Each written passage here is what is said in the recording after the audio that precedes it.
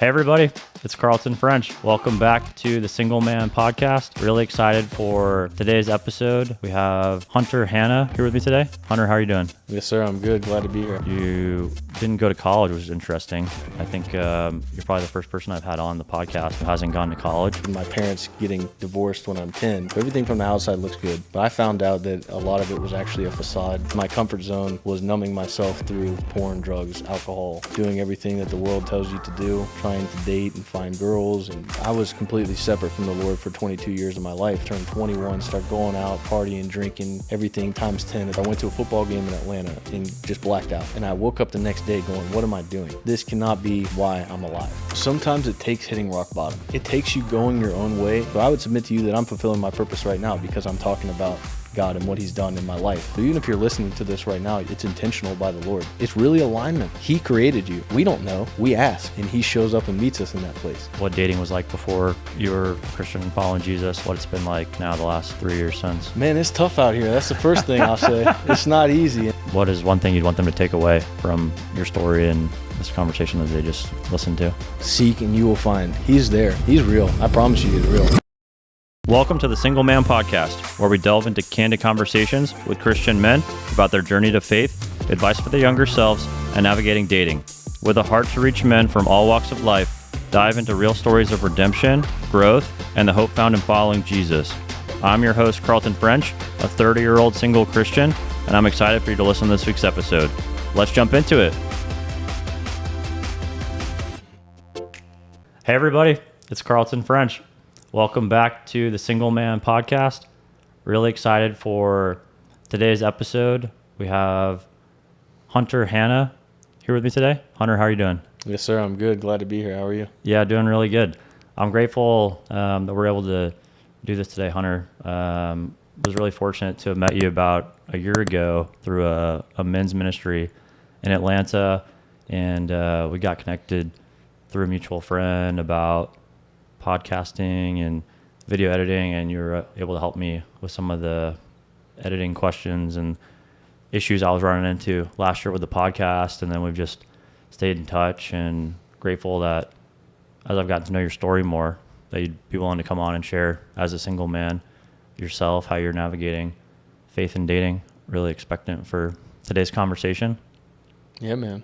Yeah, I would love to share a little bit more about your background for everybody that doesn't know you, and then would love to jump into the meat of your testimony because it's really powerful. So Hunter's 25 years old, born and raised in the Atlanta area, Roswell, Georgia specifically, which is a neighboring town from where I grew up in Alpharetta, Georgia.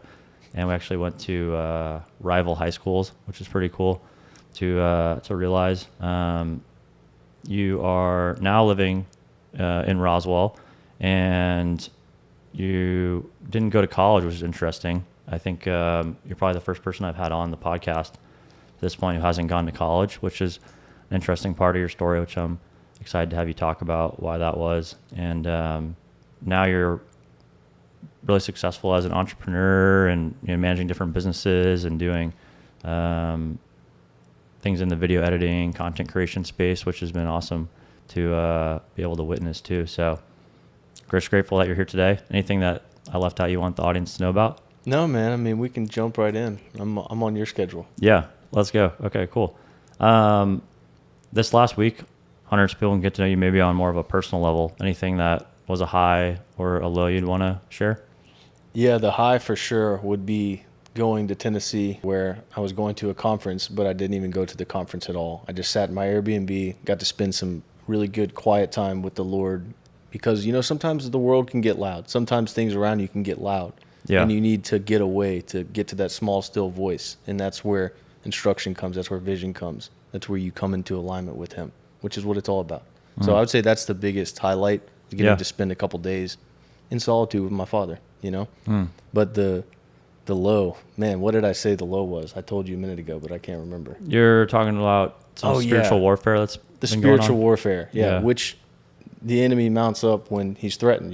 He sends everything around you, but the Lord also uses those things to catapult you where he's trying to take you. So the opposition, while it looks bad on the front end, is actually a divine setup is what I found. So Lord ends up using those things to promote you and reveal you in areas. So how do you handle it though? Yeah. You know, how do you handle the opposition? Yeah. It's a good test. Yeah. It's not easy, but I wouldn't trade it. That's cool.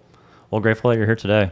Yeah, man. And we'd love to have you just jump in to your story and how you came to know Jesus and who he was for you personally.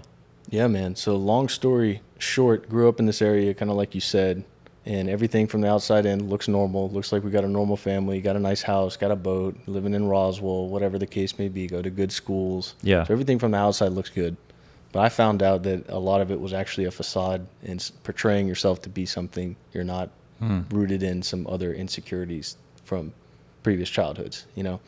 And for me, growing up, seeing things one way, and then all of a sudden my parents getting divorced when I'm 10 and everything is revealed, right? And you go, wow, it was not what I thought it was. Now, there was also internal turmoil happening. I just thought it was normal, though. You know what I mean?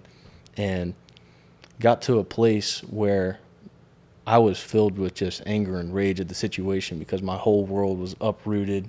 I'm thrown in the middle. Then all of a sudden, I'm the punching bag, right, of being told who I'm not, what I'm not going to do with my life. My mom's just depressed and out of it. So it forced me to really grow up in some ways. Like I mentioned to you before, some areas in a good way and some in a negative way probably. Yeah. But I wouldn't trade the way that anything played out because it's exactly what Lord's used to make me who I am now, you know? Sometimes you have to go through it to be able to help others go through it themselves, you know? Yeah. So you were like 10 when your parents got divorced, you said? yeah, so I was 10 and it lasted about 3-4 years. So I was 13, 14 by the time that it actually got finalized. And it was a rough process for sure. And in that time in high school, kind of in a bad place overall, just out of it, kept to myself, really boxed off, didn't want to do anything outside of my comfort zone at that point, you know? Yeah. And my comfort zone was numbing myself through porn, drugs, alcohol, things like that, you know? Yeah. Always worked from the age I was like 13, 14, working with my dad's landscaping company, then worked on cars for a couple of years, and everything just compounds over time. But essentially, man, just trying to find answers, trying to numb myself the best I can, doing everything that the world tells you to do, trying to date and find girls and drink and party and whatever the case may be throughout high school. Yeah. And never was a good student. You hit on that a minute ago. I didn't go to college, but school is just something to me. I didn't say you weren't a good student. Well, I was not a good student in school.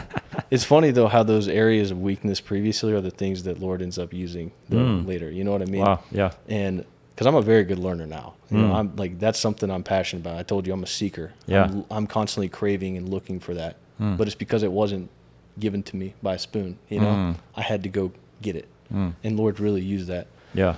So, yeah, I wasn't a good student and barely graduated high school. And I'm like, I got to figure out what I'm going to do now. You know, I was in a place of like, I don't know. Yeah. I'm just here, you know? Yeah. But I knew something was there. Didn't know. Was faith a part of all of this at any Not at point, or all. it was just like Not at all. never heard the name Jesus or anything? No, I was completely separate from the Lord for 22 years of my life and lived the complete opposite lifestyle because it's all I knew, right? It's all I knew. And I graduate high school and I'm looking for what I'm going to do. And the only thing that I know is I got to make some money because I saw my mom, who is a nanny making less than $20,000 a year, struggling after my dad ended up leaving. Wow. And that was something when you're in an area of affluence and you see it around you and then you don't have it. As Myron Golden talks about, he says a past perceived void is a present perceived value. So it's something that you lacked before, you value it more presently because you lacked it previously, right? Yeah. And so that was something for me that I was just trying to fill. So I graduate high school, I'm looking, what am I going to do? I sit down with my dad's now ex-fiance at this point, and I watched her basically after she got divorced the first time, turn a whole family's life around through that, and I'm going, okay, do you think this is something I can do? She encouraged me, opened some doors, got me started. I got my real estate license, which is a process in of itself, right? Yeah. Get my license. That's when I really learned how to learn in that point because there's so much information and the testing was not easy and they can ask you anything. So you have to make sure that you're really on top of it. Yeah. And so I learned how to learn through that. And then I start reading a bunch of mindset, self-help business books. And I'm just slowly but surely getting better and learning and applying the things that I'm learning and having some success in business, turn 21, start going out, partying, drinking, everything times 10 at this point, you know. And bigger than high school. oh yeah. And then end up, like I said, making some money. So I bought a car, and at this point I've tried absolutely everything that I know to try that has been told to me, this is where you'll find purpose and fulfillment, right? Like, this is what's there. This is what it's about. Tried all those things, and I have it written in my journal several places where it's like, yeah, I feel like I'm on the right track and we're moving in the right direction, but something's missing. I don't know if it's my purpose, a person, or what, but something is missing, right? You got the job now, you got the money, you got the car. It's like what am I lacking here? Yeah. What am I missing, you know? And I remember vividly in 2022, in September, I went to a football game in Atlanta and just blacked out. And I woke up the next day going, what am I doing? This cannot be why I'm alive, you know? And from that point, I really started looking for answers. And I was talking to people, having conversations, doing my own research. And I talked to somebody that I knew that was into more new age spirituality. And I asked him, what do I need to do to get a spiritual experience? You know, he says, try mushrooms. And for me, I'm the kind of person that if I'm going to do something, I'm going to do it. I'm all or nothing. Yeah, right? yeah. I'm all in or I'm nothing. Right. And so I take this whole eighth, grind it up, throw it in some orange juice, throw it back. And then 45 minutes later, boom, I'm walking in my backyard, feeling connected to the core of the earth. I'm barefoot, and it was just this intense experience. I didn't encounter God during that experience, but I remember being there and going, okay, there's something else. There's something else. Had no idea what it was, but I left that with more questions than I had going into it, right? That's what sparked me to start looking for answers on that end. And I had all these questions because, wow, there's 8 billion people in the world. I mean, this had to have started somewhere. How did we get here, you know? Yeah. And then why am I here? It's not to party, get drunk, and do what I want to do, make a bunch of money just to do that. Like, that's not why I'm alive. Why am I here, you know? And so I go to Goodwill like 2 weeks after this experience, and like I said, I've already been reading a bunch of books. Yeah. But I spent $150, and one of the books that I got was a brand new Bible. And I get back home and I open Genesis. Genesis is obviously the creation story. So it answers some of my questions. Where did we come from? How did we get here? Did you even know like you're buying a Bible or? I mean, I did, but I didn't know the significance of what I was stepping into by any means. Okay. By any means. It was brand new, and it's sitting there. I'm like, oh, why not? I also bought a book on Hinduism and Buddhism and all that. Never made it to those books, but bought them. You know? Okay. Now they're in the trash. But yeah, man. So I start reading Genesis, and I'm like, okay. Why do you think you started with the Bible out of all the different books you bought? No clue. No clue. I guess because I remember my grandma talking about it when I was younger. I remember her talking about Jesus. And so I started in Genesis and answered some of the questions. So I'm going, okay, I'll keep looking into this. But the way my brain works is like, this is how it started, but how does it end? You know? So I go straight to Revelation, which is end times, apocalypse, whatever. And that book really stirred me because part of my frustrations at this point was the state of the world. Why are people the way they are? Why is there so much hate, negativity, division, all of this, envy, strife everywhere? Why is this all over the place? Why are people the way they are? And then I read Revelation. I'm going, man, this already happened or it's happening real soon. And so that really stirred me. Lord used that to stir me to seek, right? And so I start going back through the Old Testament in Exodus, then Leviticus. When I get to Leviticus, flat out confused, have no idea the relevance, don't understand what it's saying, nothing. Right. So around this time, so September was the initial mushrooms experience. 2 weeks after, get a Bible, start reading. September 2022? 2022. Okay. And then so November now, I go to Greenville, South Carolina, where my family is, and we go for Thanksgiving every year. So I'm there, and I'm sitting down with the same great-grandmother that I was mentioning earlier. Oh, yeah. And Grandma, I've been looking into like spiritual things. Yeah, man. She was the only one that I remember talking about it. You know? And so I went to her. I'm like, I'm on this path. I'm trying to figure it out, but I don't understand. What's the difference between God and Jesus? She's like, well, you got to start in the New Testament. So I get back home, and I remember I was telling you a little bit ago, I opened up the book of Matthew, and that was when I encountered him for the first time. And I knew that it was him that I was missing, because he was always there. Like it says in the book of Revelation, knocking at the door, waiting for us to let him in. And anybody that lets him in, he'll come in and he'll sup with us. He'll eat with us. He'll dine with us, right? He'll do life with us if we let him in. Yeah. And man, in that moment, I'm just like, okay, this is it. I read the whole book of Matthew in one sitting. I'm like, this is it. What do I do? Wow. So I start going on YouTube because I'm the only one that's on this path at this point. I don't know anybody else experiencing Have this. no friends? No, or, no. Wow. Yeah. No, not in that area. All my friends were doing the opposite stuff. You know what I mean? Right. And so I read Matthew and I'm going, what do I do next? I go on YouTube and, okay, I've had this encounter. What do I do? Salvation prayer, receive the Holy Spirit, give your life to Christ, X, Y, Z, right? Wow. So I go through that process sitting in my office. When was that that happened? That was November of 22. It was literally Wow. the same time that I read it's probably like the week after I got back from South Carolina. Yeah. Wow. And then I was like, that's it. This is it, you know? Yeah. And from that moment, really, he started teaching me and dealing with me on my issues one at a time. Like I mentioned to you previously, laundry list of issues of what's called strongholds or false or limiting beliefs that really hold you back, that put you in a box that it's like chains, essentially, right? Yeah. I had a laundry list of these things, man, like between the anger and the rage and the lust and alcohol and everything. Yeah. Everything across the board that you can think of, man, I experienced it. And Lord just met me where I was at. As I seeked him, as I read the rest of the New Testament, went through the Old Testament, he's like, here's the issue we need to deal with now and why. And here's the truth regarding that. And then he would just take it away, replace it with truth over and over, step by step. But it was as I seeked him, you know? Yeah. And man, the timing of this is all insane. I didn't share this with you previously, but Yeah. I was in real estate and it was good, but it was 7 days a week, hustle, grind, and not really what I'm looking for my end destination, you know? Sure. And I'd been like, okay, there's got to be something there that we can do on a business sense, because I'm business minded anyway. There's got to be something there.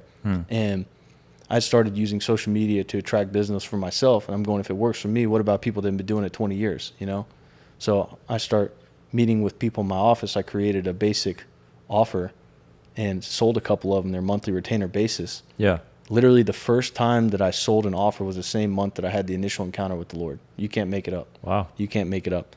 But through this process, what ended up happening was I bought my time back from hustling and grinding in real estate. And that time afforded me the opportunity to seek him at a higher level, to be able to bring myself into alignment with him. Yeah. Because he removed all distractions from me. Yeah. He removed old relationships and things that were holding me down. He pulled them away temporarily, right? As he just dealt with me. Yeah. And this is something I talk about all the time too, because people look at isolation and they point a finger as it being negative all the time, but it depends on what you're actually trying to accomplish, because God ordained seasons of solitude, which is different. Solitude is time alone, intentional, where you're seeking him, you're coming into alignment, you're purging the things that don't belong, right? Whereas isolation is, hey, I'm out of it and I don't know what to do, I'm going to separate. Right? Yeah. I'm depressed, I don't want to deal with it, I'm separating. It's two completely different things, right? Yeah. So the Lord brought me through this season of solitude, and he starts dealing with me, and as he's dealing with me, he's opening doors, and he's giving me eyes to see how he sees things. Like I said, the truth of what he says and how he sees me as his son, right? Adopted with Christ as a co-heir, Yeah. seated with him in heavenly places. And that's what he told me. He says, you're not who the world told you were. You're not who your parents say you are. You're not who anybody says you are, but who I tell you are, which is my son. Yeah. And I have plans for you. Wow. Plans for hope in the future, not to harm you, right? To prosper you. And when you walk in that, like I was saying, you have a different air about you. It's a confidence. It's not it's not from a place of being arrogant. It's, hey, I know whose I am. Yeah. You know, he's my father and he's the creator of everything. And I walk with him. He orders the steps of the righteous, right? He orders my steps. Yeah. He pieces things together. It's not me. And I'm well aware of that. And I come to this place after 3 years of making my own mistakes, of learning things the hard way, of this back and forth of, okay, I'm fully surrendered to your will because you know better than I do. You've proved that to me over and over. You have a perfect plan. I just want to come into alignment with it. And whatever that takes, I'll do it. Yeah. Essentially. So Wow. over time, removed the issues, replaced it with truth, given vision on the business side, blessed me far beyond measure on that end, started showing me what it was going to be before it was what it is. So I knew what I was working for. Yeah. Right. And that gives you, when you have vision, Yeah. right, he says Without vision, the people yeah, perish. without vision, the people perish. What book is that? Proverbs. Maybe. Anyway. Yeah. I'm Keep not sure going. which one. Keep going. But without vision, the people perish, right? Yeah. And so to be able to have that and to be able to take something that's unseen and make it into reality. I mean, that's pretty cool, you know? And Lord really just kind of brought me through step by step, and he's still doing it. Like I've been in a place of deep vision where it's like, okay, we got here, but now what's the next step that you have? What's the next step? Yeah. And he's intentional with what he shows when. Wow. But I'm curious. I'm thinking like from the perspective of a single guy that's watching this now, and they don't have as intimate of a relationship with Jesus as you have, Hunter, or maybe they don't know Jesus at all, but they feel like they're in that season of solitude or isolation, maybe is the word they would use. They don't have any friends or community. What was it maybe that you practically did in that season where you felt like you were able to hear from God and kind of build that relationship? you know, sometimes it takes hitting rock bottom.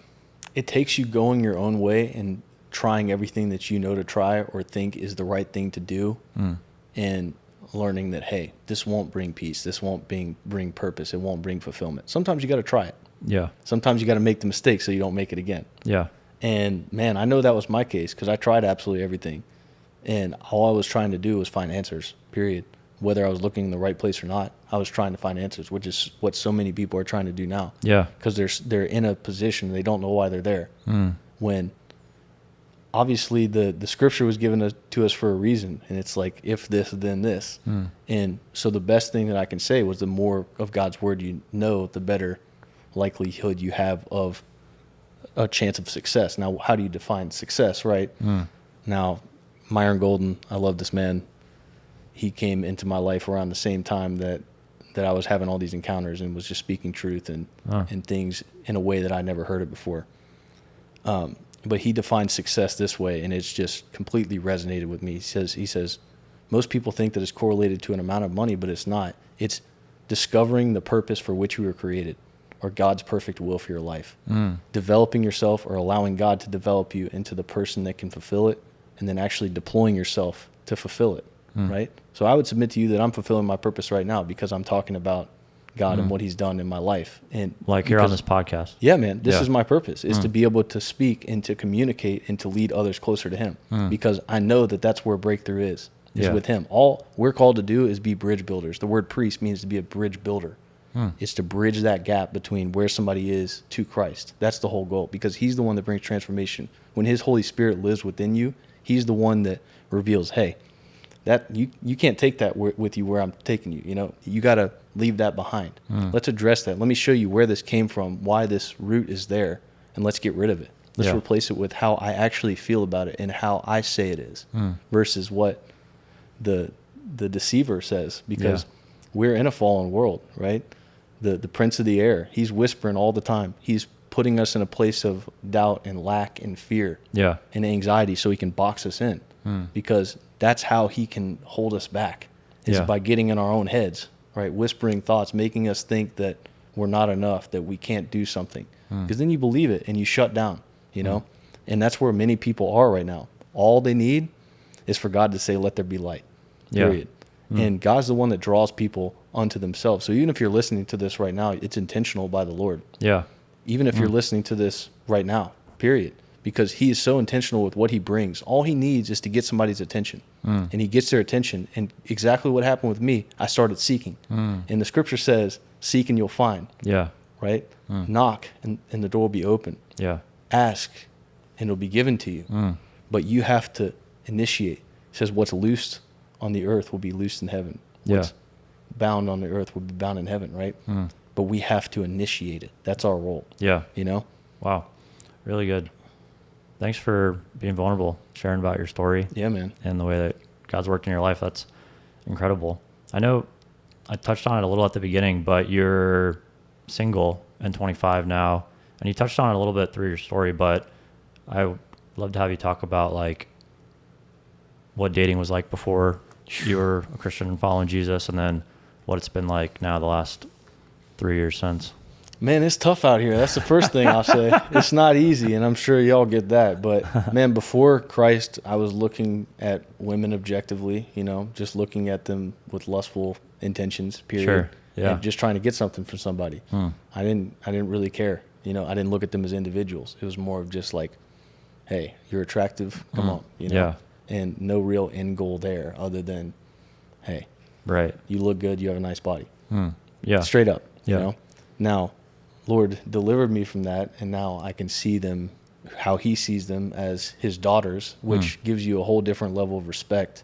And when you look at God's daughter, that's the last person you want to hurt is God's daughter. Let me tell you, he's a girl dad at the end of the day. Let me tell you, like, he loves us men, Yeah. but he puts us in fires and prisons, and he just somehow elevates the women right along, you know? Yeah. But man, oh man, he's changed everything perspective wise. That doesn't mean it's easy, because you spend so much time pursuing relationships in one type of way, and you get results from it, and you see that. Yeah. But at the end of the day, it's not what you're looking for, and it ends up reaching that point of corruption. And this is one of the best illustrations that I've heard, and he's hitting me with it right now. Oswald Chambers, you know who Oswald Chambers is? Yeah. So he had a devotion called Utmost for His Highest, right? And one of the devotions was a message called The Burning Heart. And it says, suddenly Jesus appears to us and we're given these wonderful visions and signs, right? But the further away you get from that moment, the easier it is to get caught up in the mundane and to lose sight of that. Yeah. And to feel your current circumstances and forget that mountaintop experience that you had. But we have to learn how to kindle the burning heart, which is the heart that can go through anything. And the reason I bring this up, because the next thing he says, the only way we should determine whether or not to allow an emotion to run its course in our lives is to examine the final outcome of that emotion. If it's something that God would condemn, cut it off at the source, right? But if it's something kindled by the Spirit of God and we don't allow it to run its course, we're suppressing him in what he's trying to do, right? So that's something for me that changed my perspective, because if I'm looking and I'm lusting after this woman, my goal is to sleep with her at the end of the day, God ain't going to be happy with me, you know? He ain't going to be happy with that decision. And I've had to make those mistakes multiple times in my previous life, and for some reason, guess what? They always lead to corruption. It always leads to some brokenness in my life or whatever individual's life it is. Yeah. Because I didn't know. The veil was up. Right. And I was just doing what the culture tells you is normal. Right. You know? But then after you have eyes to see, it changes everything. Because you walk with it's a level of respect, and you can see them for who they are as people versus just an object that you can have fun with. You know what I mean? Yeah. It's good. So the last 3 years being someone that's a Christian following Jesus, have you been on dates and like God's renewed your mind around how he views women? Yeah. Kind of what's that experience been like compared to before, and what would you say you're kind of looking for maybe now as a single man?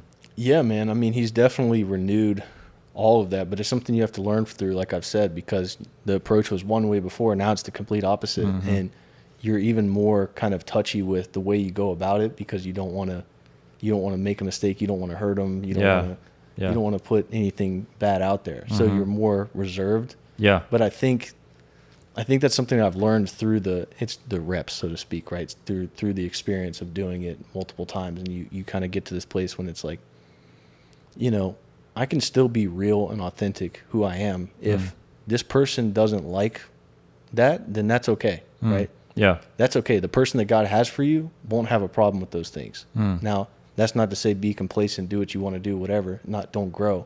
But there's certain aspects of your personality, your character, of who you are that are you. You know, if somebody has a problem with it, if you can't fully show that, then that's not your spouse anyway. Yeah. You know? Yeah. So that's a pretty good sign. But it's good. I mean, yeah, I've been on dates. I've been experienced with this type of environment, and can't say that I've always done it right. By far, I've made plenty of mistakes, even with the things that I've said, you know. But sometimes you got to do that. Sometimes you got to walk it out and make the mistake, and then learn from it and adjust and tweak. Yeah. But the biggest thing that I would say is just do it. You know, just show up and do it. But also, if God's called you into a season of solitude, run with him. Make sure you're in line with the Lord first. Yeah. Because that's what matters, and everything else is birthed out of that. The intimacy with the Lord, the one-on-one relationship where you're sitting with your Father and he is revealing who you are, what he says about you, who he says, or what he's called you to do, you know? Yeah. And when you're walking in alignment with him, he'll bring everything that you need, all the people and resources, you know? For me, that's been something that is delayed, which I understand why, because of the season of life that I'm in. He needs me focused. He needs me dialed in on this vision that he's laid out, because he's given the blueprint, but he's not going to do my part. You know, he said, here's what's required. to season of sacrifice, endurance, which endurance means delayed enjoyment, being able to sit in that and endure the process, the suffering, the trials that come with the territory. I mean, because even James, in the book of James, James 1 says, count it all joy when you face trials of many kinds. You know, the testing of your faith produces perseverance, and allow perseverance to run its course so you may be full, mature, complete, not lacking anything. Yeah. And see, he's a good father, and he knows when we're ready for the promise. He's not going to give it to us prematurely, right? Because if he gave it to us too soon, then we'd lose it, and it would defeat the purpose of him giving it to us in the first place, you know? Yeah. So he develops and equips us, removes what doesn't belong, so that by the time we step in the promise, whatever that is on our lives, that we can sustain it, and we can cherish it and love it and appreciate it, versus him just taking us right into the promised land, and now we turn away from him and start worshiping idols and false gods and everything else, you know, which so many people do. Yeah. And this example, when you say promise, are you saying like in a relationship standpoint, like a woman, or are you just saying promise in general? Yeah, I mean, there's certain promises layered throughout Scripture, right? But I think that can also be true on an individual level. Like there's things that he's shown me, that he's told me, that he's revealed to me, that are promises. I see. But it's a trust standpoint, and that's what I've learned since I first got saved. It's this mutual trust that's formed over time as you seek and as you walk with him in relationship. Like, yes, you're learning to trust him, but he's learning to trust you. It's this back and forth. It's just back and forth, because he's like, can I trust you to handle this? Are you going to do the right thing with it? Are you going to be faithful? Or are you going to take it and run with it with your own selfish ambition, right? Yeah. Are you going to turn it into something that I never wanted to be, you know? Yeah. And he's intentional. He knows us. He knows us down to our core, you know? He knows me way better than I know myself, and I'm seriously grateful for that, because, man, he's got to save us from ourselves sometimes. But when you're really walking with him, he does, and he shows up and he gives you eyes to see why he delays things, why he doesn't let you have things when you want them, you know, and he invites the wrestle. Yeah. We can sit there and ask him why and go back and forth all day, but he's going to wait, and he's going to be like, are you done? Because he knows best. He really does. And that's where I'm at in my life, where I've made so many dumb mistakes. Yeah. And not only has he got me out, but he's used them for my good. And then beyond that, he's brought me from a place of complete brokenness to purpose, to peace, to clarity, to vision, everything that you need to be successful in this life and then beyond this life, you know? Yeah. So he's just brought me, it's really alignment. That's the word, because he created you. He knows who you are and who he created you to be. We don't know. Yeah. We ask, and he shows up and meets us in that place, you know? Yeah. Well, that's the first step. Really good. Wow. Yeah. Thanks for sharing. And, believing that it's just evident, like, God's done so much in your life, you know, how you're even speaking now, and the way that you were able to pursue him, take that step, have that spiritual experience, even what seemed like you didn't know what was going to happen with the mushrooms, and God maybe even used that situation, right, to like draw you into, okay, what was this whole experience about? Like, let me explore that more. And then, just continue to take little steps. And as you're faithful with little, he'll give you more, right? That's what the Bible talks about. So, oh man, he says to me two very clear, quick, profound things recently. He says, the quicker you are to obey, the more I will give you. And then he says, faithfulness unlocks new territory.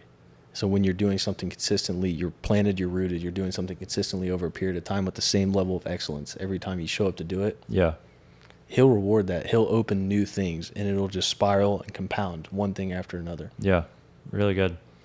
Do you have a Bible verse for your life or the season of life you'd want to share to encourage single men? Yeah, man, I love it. And there's a couple go-tos that I have, and this one I felt like as soon as I saw the question, I'm like, yeah, this is he's tugging me already to talk about it. So Proverbs 14:23. Okay. And it says, in all labor there's profit. Right? But mere idle chatter leads to poverty. But the first part that I'm emphasizing is, in all labor there's profit. And what I believe he's saying there is that all labor works on you or it works for you. And 9 times out of 10, it's more about the work that it does on you, because it's who you're becoming in the process that allows you to do more, right?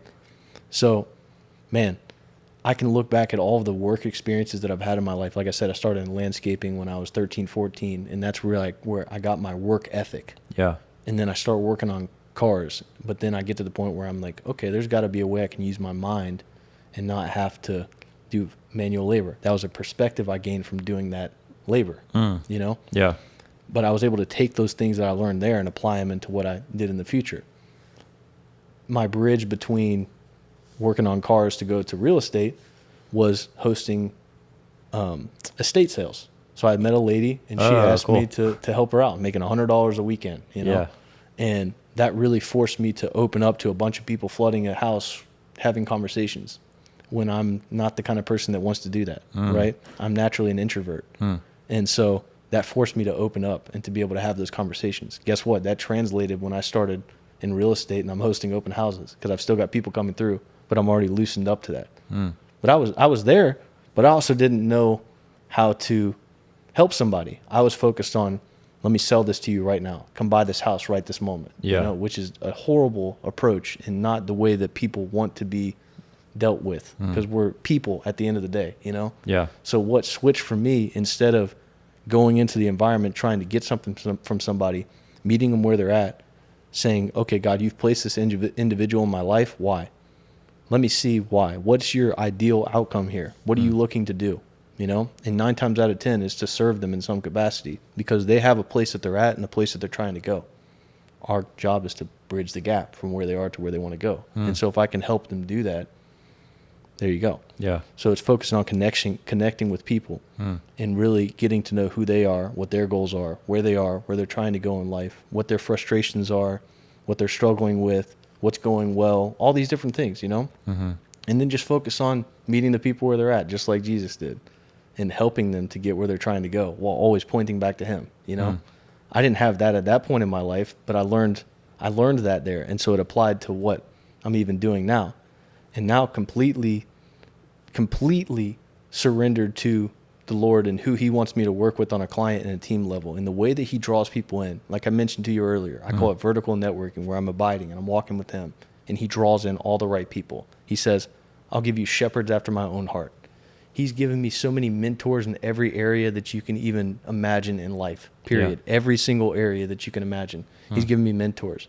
9 times out of 10, they're mutually beneficial relationships, because I can also help them, right?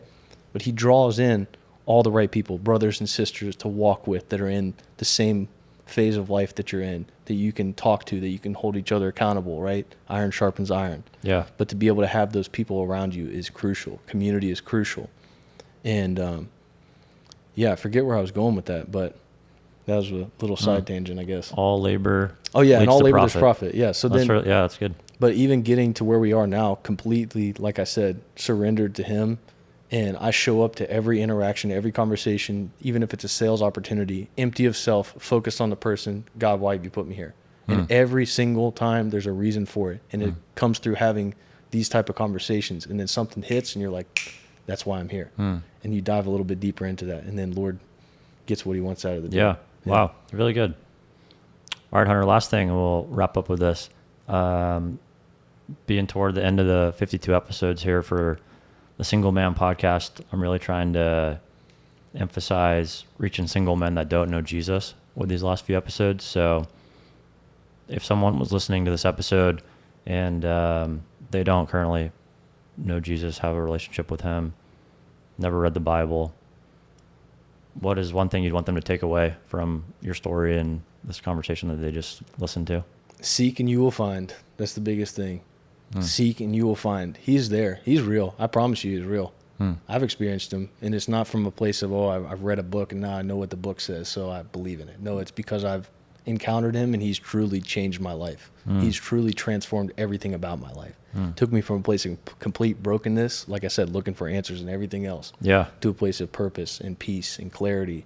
Everything's out of overflow and not of striving, and I have to do it, but I get to do it because this is what I'm put here to do, you know? And when you're walking with that, it brings confidence, it brings just energy, it brings anticipation, which is what pulls you through to do the things you need to do to get to the end goal. Because there's still a lot of endurance that needs to happen. There's still suffering and trials and tribulations that come up, but man, when you got the Lord with you and you know he's using it, Yeah. it gives you a different perspective and a different lens. You're able to sit there in that. So the first thing is seek. Seek, and he'll meet you right where you are. I promise you. But you got to show up with the right heart posture of, okay, if you're real, reveal yourself to me. Make yourself known to me. Yeah. And not leaving it at that, but opening up his word. Ask him, show me yourself. Show me who you are. Start in the Gospels. Learn who Jesus is. Yeah. There you go. Really good. Amazing. Thank you so much, Hunter. Really appreciate you coming on, sharing your story, and just grateful for what God's done in your life, and you being willing to share about it to encourage other single men. So grateful for our friendship, and excited to continue cheering you on to all the great success that you're achieving now, and believing God's going to continue to bless you with in the future. Yes, sir. Thanks for having me. Yeah. Well, I really appreciate everybody tuning in this week. If you enjoyed Hunter's story, would love for you to send it to a friend that you think might benefit from hearing about his experiences. And we'll look forward to having you back next week for a new episode. Have a great rest of your Friday. Thanks for listening to this week's episode of the Single Man Podcast. If someone you know would benefit from this week's episode, I'd love for you to text them the link and invite them to listen. You never know how a simple invitation could change someone's life. We'll be back next Friday at noon Eastern, 9 a.m. Pacific, with a new episode.